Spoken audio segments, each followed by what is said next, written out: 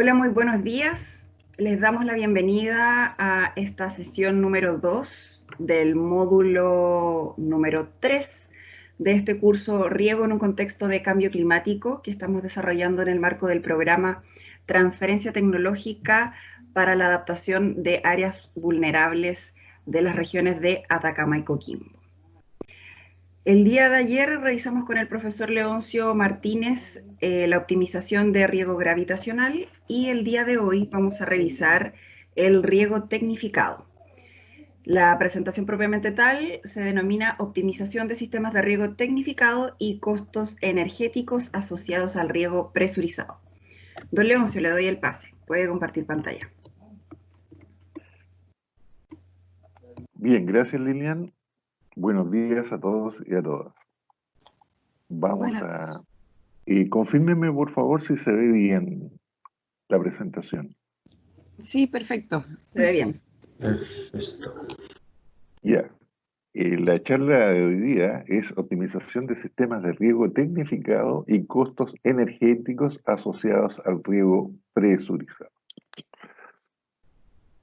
El programa de hoy día son principios básicos de funcionamiento del equipo de riego por goteo, fuente de presión, sistemas de bombeo, fuentes de energía, costos de operación, tanto en energía como en mano de obra, gestión y automatización de procesos y mejoramientos a los sistemas de riego. Bueno, recordemos, esto es solamente un recuerdo, un principio muy básico, que en un sistema cerrado, presurizado, para que exista flujo, debe existir una diferencia de presión entre la entrada y la salida. Aquí yo he dibujado un esquema donde el nivel del agua en este punto, que sería la fuente, y el nivel de salida, que sería este punto, es el mismo, por lo tanto no hay diferencia de presión y en este caso el caudal es cero. En la medida que yo bajo la salida, hay una diferencia de cota, y eso genera una presión, y eso permite un cierto flujo a través de la manguera. Caudal es igual a A, le puse. Entonces, este caudal es directamente proporcional a la diferencia de presión. Mientras mayor presión haya, mayor caudal va a haber. Mientras mayor sea el diámetro de la tubería, mayor caudal va a existir también. Pero en la medida que esta manguera se hace muy larga, se produce una disminución del caudal porque aumenta la fricción. Entonces, en la medida que yo coloco un obstáculo acá, un obstáculo que puede ser una válvula, una cierta cantidad de metros de tubería, o puedo colocar un filtro, para mantener el caudal constante, yo debo aumentar esta diferencia. Y la debo hacer hasta que el caudal sea el que yo requiero. Ese es el principio básico. Entonces, en un sistema de riego presurizado, hay un montón de obstáculos entre medio que hacen que se requiera una diferencia de altura mínima para que el equipo pueda funcionar bien. Y eso es la presión, nada más que la presión. Entonces, en un sistema de riego presurizado, el emisor requiere una cantidad mínima de presión para que pueda funcionar de acuerdo a las especificaciones del fabricante. Nosotros tenemos filtros, válvulas, singularidades, que son las pérdidas menores, roce del agua con las paredes de las tuberías, que son las pérdidas mayores. Hay una altura de succión en aquellos sistemas que funcionan en base a bombas, y también influye la cota del punto de mayor altitud dentro del sistema. Entonces, para satisfacer todos estos requerimientos particulares de presión, el rango de presión en muchos proyectos de riego tiene que ser entre 20 y 25 metros columna de agua, entre 2 y 2,5 bares. Bueno, cuando se bombea hacia arriba, cuando el proyecto de riego está en ladera y la bomba se encuentra en la parte más baja, obviamente que hay que sumarle la diferencia de cota que hay entre el centro de control y el punto más alto. Pero en general, en proyectos pequeños, donde el suelo es más o menos plano, se requiere entre 20 y 25 metros de columna de agua. Si esta presión no está disponible, obviamente que van a haber problemas. La fuente de presión pueden ser una diferencia de cota entre un estanque o un canal sobre el nivel donde se encuentra el centro de control, o esta altura yo la puedo lograr artificialmente mediante sistemas mecánicos, que son las bombas. También es posible que parte de la presión se genere por diferencia de cota y el resto, lo que le falta para llegar a los 20 o 25 metros, sea generado por una bomba. En ese caso, la bomba va a consumir menos potencia porque ya no tiene que cubrir toda la diferencia de altura, sino solamente parte de ella. Y aquí hay un sistema típico de riego localizado. Los sistemas mecánicos, bombas, tenemos dos grupos, las eléctricas, que se pueden apoyar en la red de distribución eléctrica local, pueden ser paneles fotovoltaicos, generadores eólicos o generadores eléctricos a motores de combustión interna, o conectadas a motores a explosión, que puede ser petróleo o gasolina. La configuración de los sistemas de riego. Bueno, aquí yo tengo un centro de control, tengo un área de regar y puedo regar todo en forma simultánea o dividir el proyecto en dos o más bloques. En este caso específico yo lo dividí en tres. Uno, el segundo bloque y el tercer bloque. Si yo ocupo dos o más bloques, optimizo el costo de instalación. Ya no necesito una bomba tan grande, no necesito tuberías matrices de mucho diámetro, por lo tanto el sistema en general se hace más barato. Pero sí aumenta el costo de operación, debido a que si asumimos que en época de máxima demanda hídrica tengo que regar 5 horas cada bloque, voy a regar el sistema en 15 horas en total, y como sabemos aquí en Chile la jornada laboral es de 8 horas diarias, por lo tanto en ese caso yo necesariamente voy a tener que estar preocupado durante horas fuera del horario normal de trabajo, que el sistema funcione bien. Y eso implica cierto grado de automatización, o si no, pagarle hora extra al operador de riego. Y si trabajo solamente en un bloque de riego, aumentan los costos de instalación, obviamente. Necesito una bomba más grande, necesito tuberías de mayor diámetro, pero a su vez disminuye el costo de operación porque todo ello se circunscribe en un horario normal de trabajo. Entonces existe una pregunta: ¿cuál solución es la mejor? Y la respuesta es que no la tengo. Todo va a depender de cada situación en particular, y vamos a ir viendo algunos ejemplos donde en algunos conviene esta alternativa y en otros conviene esta otra alternativa. Yo diría que la mayoría de los proyectos, la mayoría, son en esta configuración donde se trata de bajar los costos de instalación. Pero no olvidamos de los costos de operación, y en el largo plazo, qué sé yo, 5 o 8 años, estos realmente se tornan importantes. Aquí yo me he situado en proyectos para pequeños agricultores. El caso 1 sería una bomba con un motor eléctrico de 3 HP, un caudal de 24 metros cúbicos hora a una presión de 24 metros columna de agua.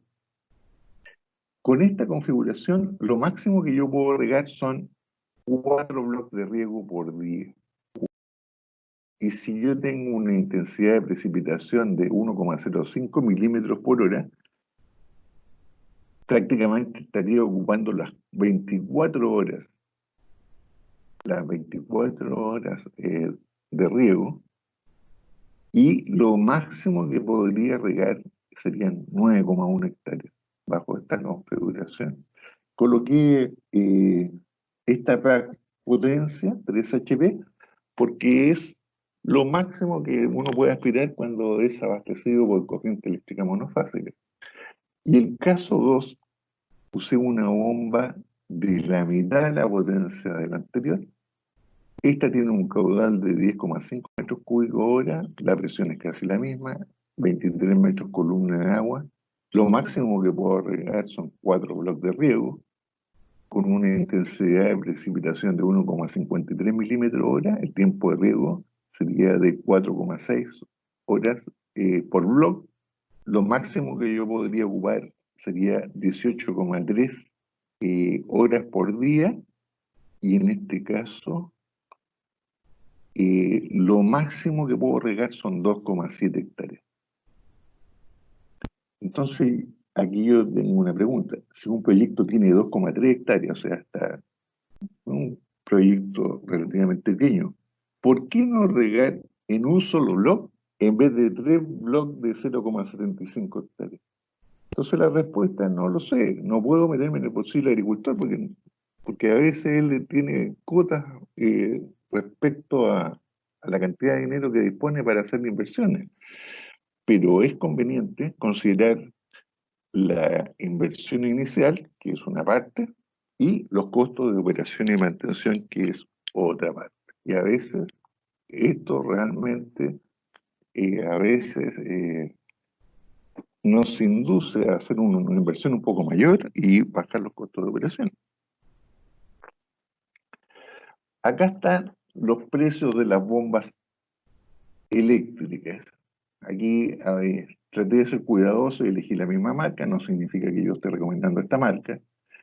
Distintas potencias, que son las más comunes que se encuentran en el mercado, van de 1,5 a 12,5 HP, y aquí se puede ver la evolución del precio. Cuando yo duplico la potencia, el precio se duplica, o sea, aumenta un poco más, no es que se duplique, pero la potencia, que es la línea azul, crece enormemente. Entonces, muchas veces es convergente tal vez hacer una inversión un poco mayor en una bomba y disminuir los bloques de riego, porque en el largo más económico. También hay un aspecto relacionado con la eficiencia del funcionamiento de la bomba. La eficiencia de una bomba sería la potencia hidráulica que sale de ella partido por la potencia eléctrica que ingresa. Entonces, en las bombas de poca potencia, digamos hasta 3 HP, las eficiencias son del orden del 60% o menores. En cambio, en bombas de potencia media alta, las eficiencias van entre el 60 y el 80%. Y hay bombas sobre 5 HP que, si no tienen un valor de eficiencia cercano al 80%, yo sencillamente no la elijo. ¿Por qué? Porque hay alternativas en el mercado donde los diseños permiten eficiencia muy alta. Entonces, cuando yo duplico la potencia, por ejemplo, crece el precio un poco más, poco, no es el doble, pero que a su vez la eficiencia aumenta enormemente, que puede ser del orden de un 20%. Y eso a la larga significa que en electricidad voy a estar pagando un 20% menos al final de la temporada.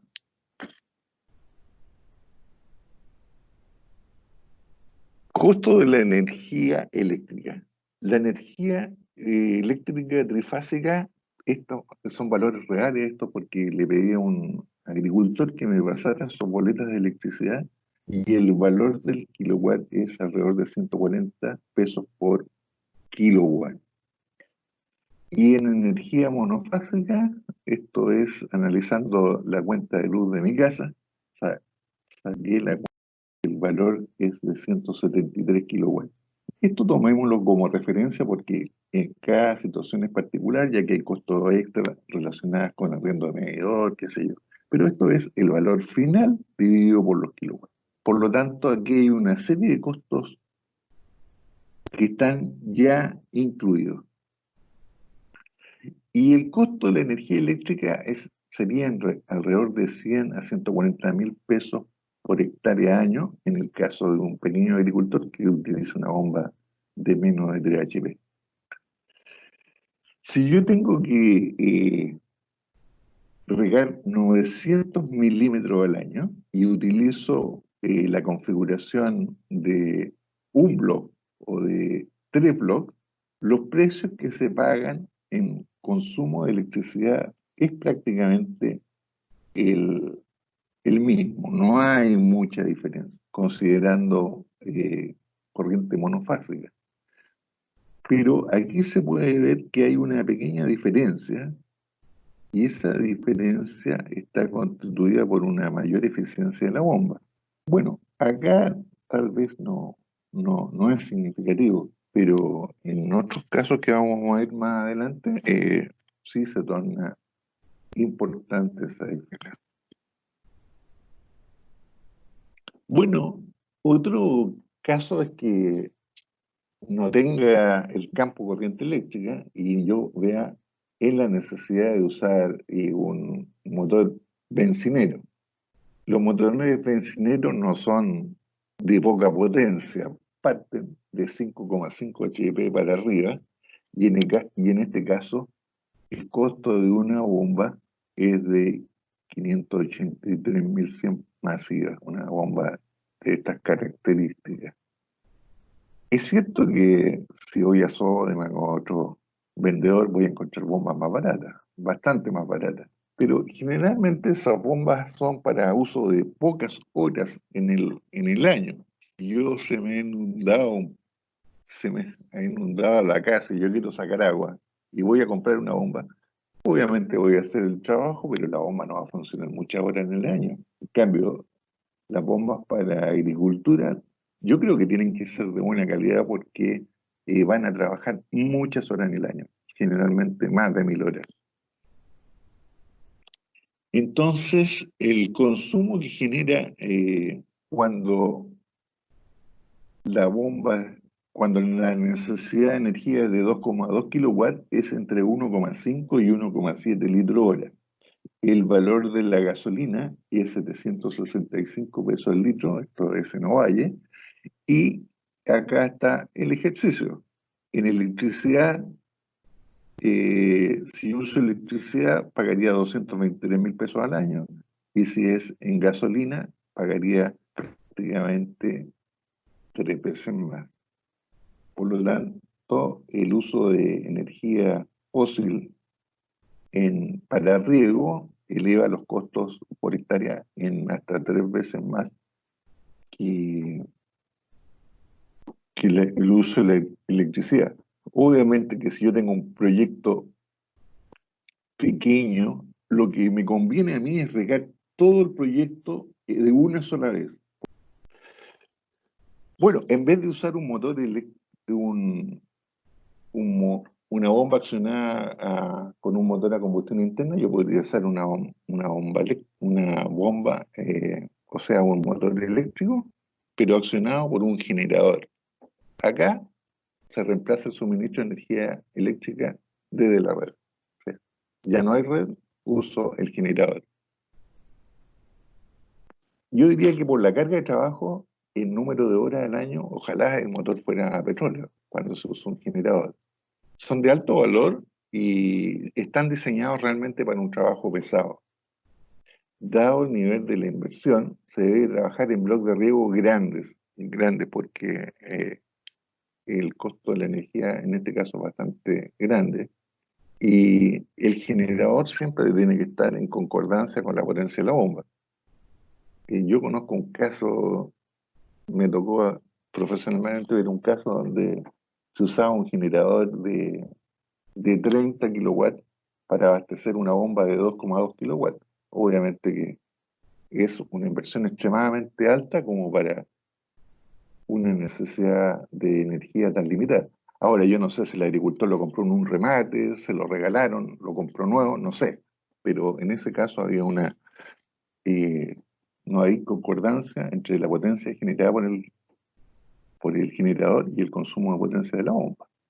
Aquí, en este caso, aumenta un poco eh, el, el consumo de gasolina, porque hay una menor eficiencia en el uso de la energía. Aquí, lo que hace el generador genera energía para abastecer la bomba. En el caso que vimos anteriormente, la bomba está directamente conectada al, al motor, por lo tanto aquí hay un costo que, si lo comparo con energía eléctrica, es alrededor de 4 veces. Bueno, otra opción es la generación de energía eléctrica con paneles solares.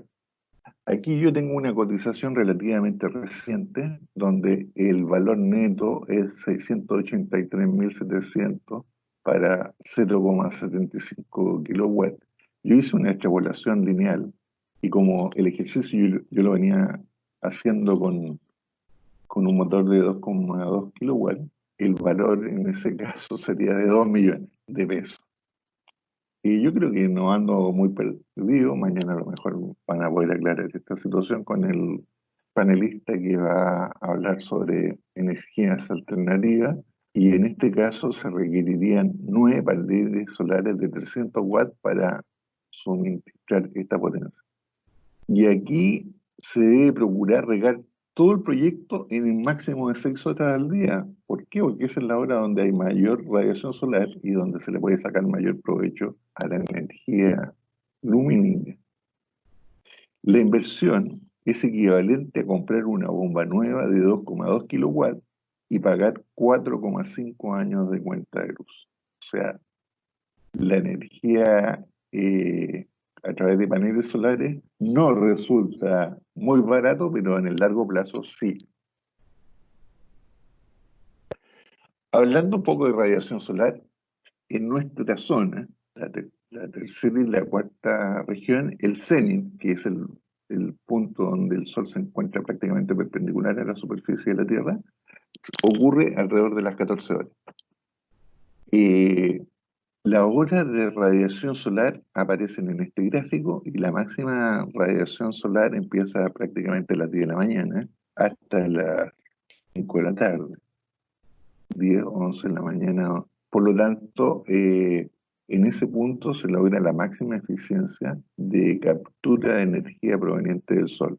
Bueno, para optimizar esta captura, el ángulo de los paneles ojalá sea perpendicular a la posición del Sol, y esto se logra colocando los paneles en la misma inclinación de la latitud del punto donde se encuentra ubicado el proyecto. Y aquí aparecen algunos valores de latitud expresados en ángulos decimales para distintas localidades de la Vuelta Regia.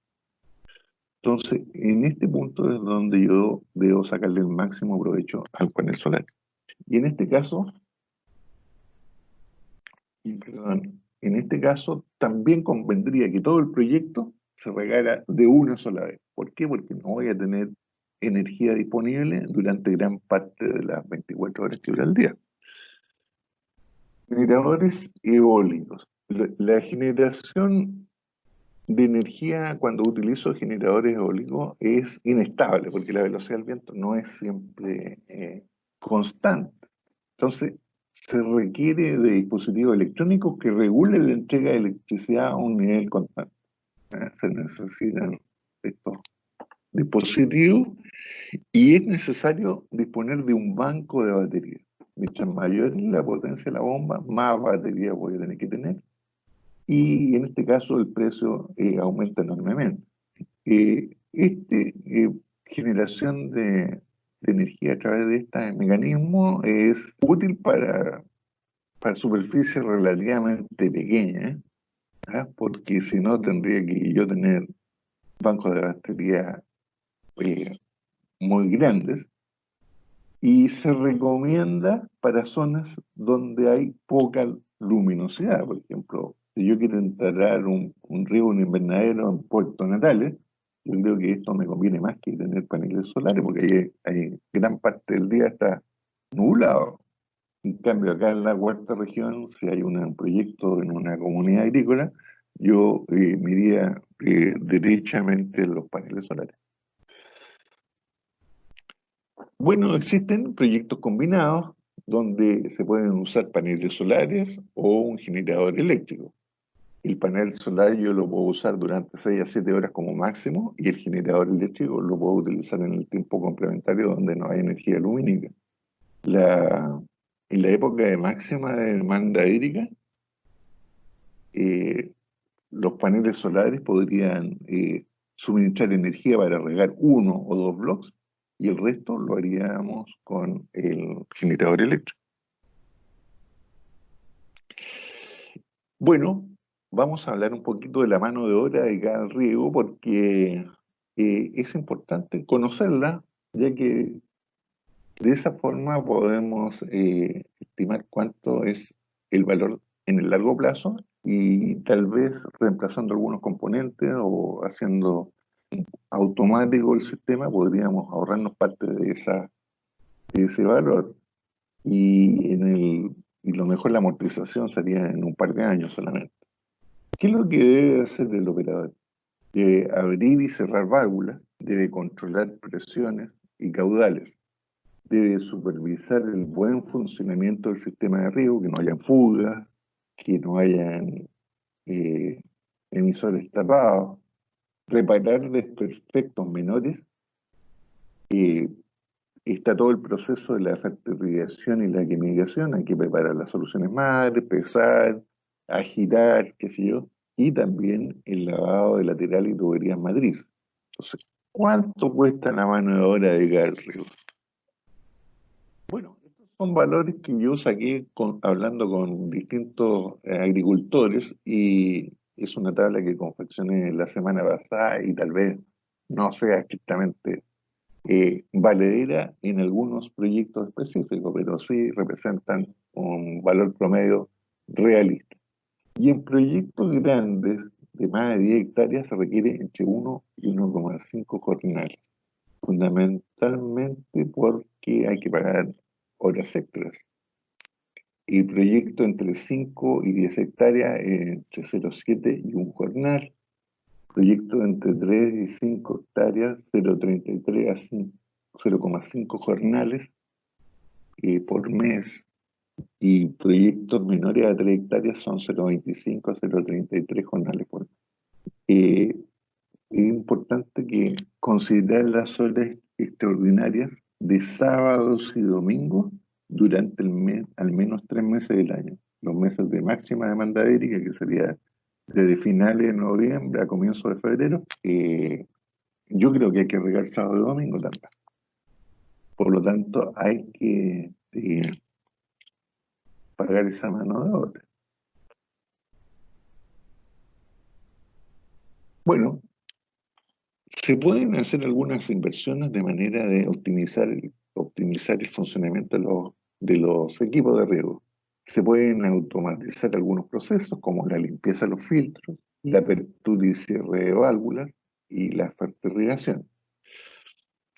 Se puede optimizar el control del riego a través de caudalímetros, manómetros y registradores de potencia eléctrica. Y en lo que es eficiencia energética se pueden usar variadores de frecuencia. Vamos a ver cada uno de estos en más detalle a continuación. El caudalímetro puede proveer información relevante acerca del manejo del sistema de riego. Para esto se requieren registros continuos, permanentes de los caudales aplicados por bloques de riego. Son muy pocos los agricultores que llegan a registros. Es complicado anotar y pasar esa información al computador y calcular. Por lo tanto, lo ideal sería que la información pasara directamente del caudalímetro al computador. Y la solución es un accesorio que permite generar pulsos y registrarlos automáticamente. Entonces, aquí yo he puesto en este cuadro que un caudalímetro cuesta 268.000 pesos, 279, más o menos eso, pero el emisor de pulso vale aproximadamente un cuarto de ese valor.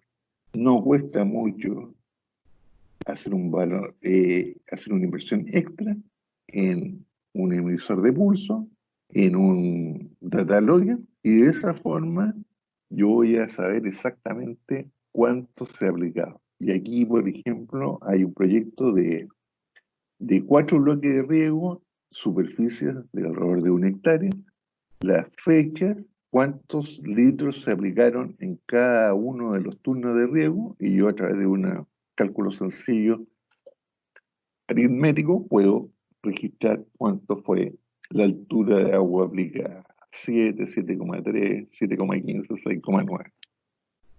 Bueno, eh, yo les puedo comentar que en alguna oportunidad un agricultor compró uno de estos dispositivos, lo instalamos en su centro de control, y lo que registró el datalogger durante un periodo de 2 semanas fue algo diferente a la programación del riego que había recibido como instrucción el operador del equipo. O sea, no nos confiemos que la orden escrita que yo le doy al programador, al operador del equipo de riego, se vaya a cumplir 100% tal como yo lo digo. Existen pequeñas diferencias o a veces grandes diferencias, y la única forma de saberlo es a través de un mecanismo como este tipo. Optimizar el consumo de energía eléctrica. En un diseño de riego localizado, los bloques difieren entre sí, ya sea por topografía, tamaño, tipo de cultivo o tipo de emisores utilizados. El diseñador siempre calcula la bomba para el bloque de riego más crítico en cuanto a presión y caudal, pero en los otros bloques la bomba puede trabajar en puntos que la sacan de su eficiencia máxima. A través de este dispositivo electrónico, uno puede variar la frecuencia con la que le entrega la bomba y adapta el funcionamiento de la bomba a puntos de trabajo de alta eficiencia. Esto es típico en proyectos de riego por cinta, donde la bomba más chica genera 20 metros columna de agua y la presión máxima que soporta la cinta son 5 metros columna de agua. Entonces yo tengo que, a través de una válvula, quitarle 15 o 12 o 10 metros columna de agua al proyecto, pero perfectamente lo podría hacer a través de este dispositivo, y en ese caso la cuenta de luz eléctrica me va a salir un 30% del valor real. Yo creo que bajo esas condiciones, en 1 o 2 años de ahorro de energía, se paga esta inversión. También se pueden usar programadores de riego a baterías. En proyectos sin energía eléctrica, la apertura y cierre de válvulas se puede hacer con programadores a batería. Son de construcción sólida, por lo tanto, se pueden instalar en terrenos sin problema. Se pueden mojar y no va a pasar nada. Estos utilizan solenoides especiales que son tipo latch. Son solenoides que se abren y se cierran cuando reciben un pulso eléctrico. En cambio, los comunes y corrientes permanecen abiertos durante todo el periodo donde están recibiendo electricidad. Se separa la electricidad y se cierra la válvula. En este caso hay un pulso para abrir y otro pulso para cerrar. Requieren muy poca energía. Son de este tipo y traen un pequeño cable para conectarlo al solenoide. Bueno, yo he hecho experiencias y he colocado hasta 90 metros el, el solenoide del programador, y ha funcionado bien. Por lo tanto, comprando uno de estos dispositivos para 1, 2, 3, 4, hasta 6 válvulas, va a funcionar bien si yo lo instalo en un punto estratégico que sea equidistante no más de 90 metros de la válvula más alejada. Bueno, otro aspecto también es el aumento del volumen de suelo mojado. en muchos proyectos que se instalan en cajas de río, donde el perfil de mojamiento es de este tipo, una línea de gotero resulta insuficiente para aumentar el bulbo de mojamiento. Mientras más horas yo riego, más el agua se va más hacia abajo, no se va hacia los lados. Bajo esta situación, la única es colocar una segunda línea de gotero. Pero aquí nos topamos con un cuello de botella que la tubería matriz es la misma. Por lo tanto, si yo coloco una segunda línea de gotero y modifico las tuberías matrices, prácticamente es un proyecto nuevo completo. Lo que se puede hacer es instalar una segunda terciaria paralela. La segunda, la lateral, la conecto a la segunda terciaria y riego la mitad del tiempo por una y la mitad del tiempo por otra. Bueno, en este caso podría ser un programador de riego de estos que les mostré anteriormente, pero la solución, si este es un proyecto grande, un proyecto sobre 8 hectáreas, por ejemplo, lo que más conviene es cambiar el programador de riego a uno de tipo codificado, donde se aproveche el mismo alambre para abrir dos válvulas en forma independiente. Bueno, también puedo mejorar el riego instalando una malla sombreadora sobre el estanque. Con esto se reduce la proliferación de algas y se debe utilizar una malla ratchet de 90% de sombra en 3 o 4 capas para asegurar un buen filtro de luz, una buena sombra. Yo he estado en estanques bajo malla del 90% y créame que la luminosidad es muy alta. Por lo tanto, al hacer una inversión de este tipo, el costo de la malla es mínimo, por lo tanto colocar 2, 3 o 4 capas no incrementa mucho la inversión. Esta malla se debe instalar sobre un emparrillado de alambre acerado y también se debe usar un emparrillado sobre sobre la malla para evitar que ésta flamee por el viento. Es conveniente sí dejar alguna ventanita para acceder al estanque. Bueno, lo otro es supervisar el rendimiento y la operación del equipo a través de la instalación de sensores específicos para registrar caudal, presión, potencia eléctrica, nivel del agua en los estanques, humedad del suelo, qué sé yo, el agua que ingresa al predio, los volúmenes de agua utilizados por fertilización. Todos los procesos dentro de un proyecto de riego pueden instalarse sensores para medirlo de forma electrónica. Bueno, esto es equivalente a la inversión en una estación meteorológica automática, porque yo debo comprar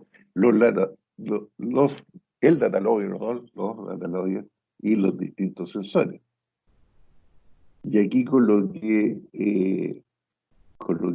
un símbolo de la NASA. La instrumentación que yo requiero para este caso tiene que ser necesariamente la calidad de la NASA. O sea, yo llamo aquí a un laboratorio especialista en sensores y compro los más caros, o voy a internet y puedo comprar estos que hacen en China a precios más baratos, pero que hacen la misma pega. Yo creo que esta es la vía, que podemos hacer una automatización del sistema recurriendo a componentes no tan de precio tan elevado como si fueran de una calidad para pilotear un avión o una nave espacial. Y ya el top es gestionar todo el sistema en vía remota. Todo el riego se puede manejar desde la oficina o de la casa o de un computador personal, un tablet, un celular. Con esto se automatiza la apertura y cierre de válvulas, lectura de los sensores y toda la información queda registrada y se generan alarmas en caso de algún funcionamiento irregular. Bueno, este sistema no es de bajo costo por el momento, pero sí en todos los proyectos sobre 20 hectáreas yo creo que se amortizan en 2 o 3 años. la inversión requerida para proceder bajo esta modalidad. Bueno, el resumen de la clase de hoy fue principios básicos en funcionamiento del equipo de riego, fuentes de presión, sistema de bombeo, fuentes de energía, costos de operación, y tanto en energía como en mano de obra, gestión y automatización de procesos y mejoramiento de los sistemas de riego. Bueno, eso ha sido la clase de hoy día. Vamos a la sección de preguntas y después vamos a ir a la tarea. Bueno, si no tenemos dudas entonces, vamos a subir el material del profesor Leoncio hoy al Classroom junto con el ejercicio. Y bueno, estamos dentro del horario. Les damos las gracias por su participación en esta segunda clase del módulo 3 del curso Riego en un contexto de cambio climático, que estamos ejecutando en el marco del programa Transferencia Tecnológica para la Adaptación de Áreas Agrícolas Vulnerables en las regiones de Atacama y Coquimbo. Nos vemos mañana entonces a las 9 de la mañana. Mañana tenemos una clase sobre energías renovables no convencionales con el expositor José Alarcón, que igual nos acompañó hoy día de infiltrado en la clase del profesor Leoncio. Muchas gracias, que estén muy bien. Nos vemos mañana a las 9.